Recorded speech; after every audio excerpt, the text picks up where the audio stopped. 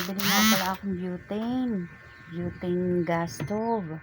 Napaka-affordable, mura lang. Kaya ito ang binili ko. Kasi alam niyo naman, bagong punta ako rito. Ayan nga pala guys, tuturuan kayo kung paano paggamit. Ayan siya guys, oh. Diba nakikita niyo yan guys? Yung butas na yan guys. Yan. Yan yung butas na yan tinuturo ko guys. Yan. Diyan nyo ipapasok guys yung pinaka-gas. Yung lata guys. Ayan guys. Yan. May makita kayo matulis na yan. Doon sa butas tinuturo ko, doon nyo po yan ipapasok. Para lang mag-asawa guys. Kailangan marunong kayo magpasok. Yan. Isisentro nyo lang guys yan. Madali lang yan guys. Kahit bata kaya niya yan guys. Ngayon, ilalabas ko uli para ipakita ko uli sa'yo. Yan. Meron yan parang, yan, yung parang bungi. Isisentro nyo yun sa parang may lock.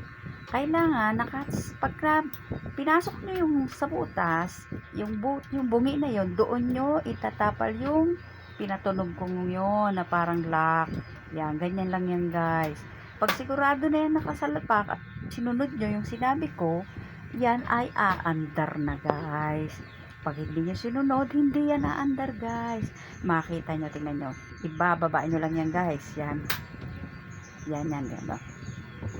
O, diba? Pag yan guys, eto monog, ibig sabihin yan guys, pag yan pumiltek, tama ang pagkakalagay nyo guys. Minsan, yung pihita na yan, pag pinihit, umaano na yan, para bang sa gasol, nasindi na. Pero ako, ginagamitan ko ng pospro, o diba? Nagulat pa ako dyan guys. Naku, muntik pa ako mapahiya sa inyo sa pagbablog ko guys. Kaya inulit ko, dahil napalakas naman. Dahan-dahan lang ang pagpihit para hindi ka magulat guys.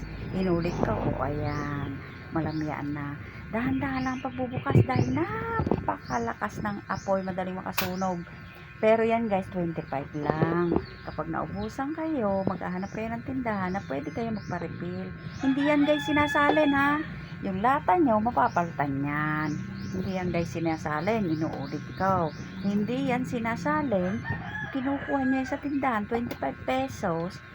Yung walang laman, ibabalik nyo sa kanila. Mapapalitan ng lata ninyo guys. Yan.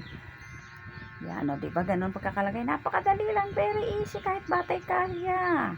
Yung mga sumasabog, guys, okay matakot. Kasi yun, guys, dahil lang yun sa ano, kaya yun nasabog. Dahil sa pabaya kayo, guys, ha? Bumili nga pala ako ng 4 na piraso. Para naman meron akong reserba. Hanggang dito lang, guys. Salamat.